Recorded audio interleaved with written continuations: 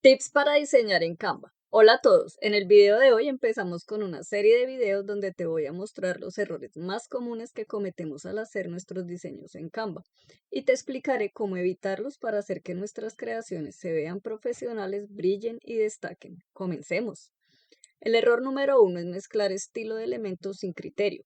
Cuando entras a Canva y buscas iconos, ilustraciones o formas, te vas a encontrar con una variedad enorme, pero no todos los elementos combinan entre sí. De hecho, mezclar estilos sin criterio es uno de los errores más comunes. Te voy a mostrar algunos de los estilos de elementos que nos ofrece Canva. El estilo minimalista, que usa líneas simples, pocos colores y mucho espacio vacío. Ideal para diseños modernos y profesionales. El estilo ilustrado, tipo dibujo o caricatura, perfecto para contenido educativo o creativo.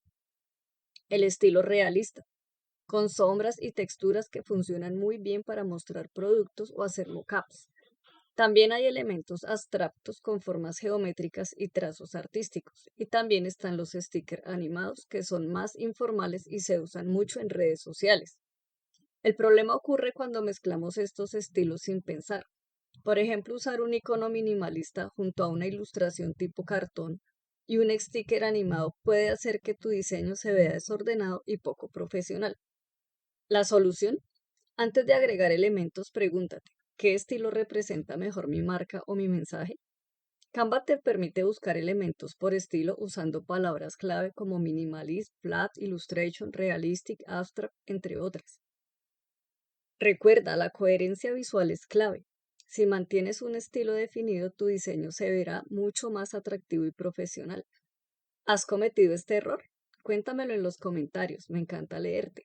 Y si este tip te ayudó, no olvides darle like y compartirlo. También suscríbete para no perderte los próximos tips. Recuerda, diseñar bien no es cuestión de suerte, es cuestión de práctica y estrategia. Nos vemos en el siguiente video. Hasta la próxima.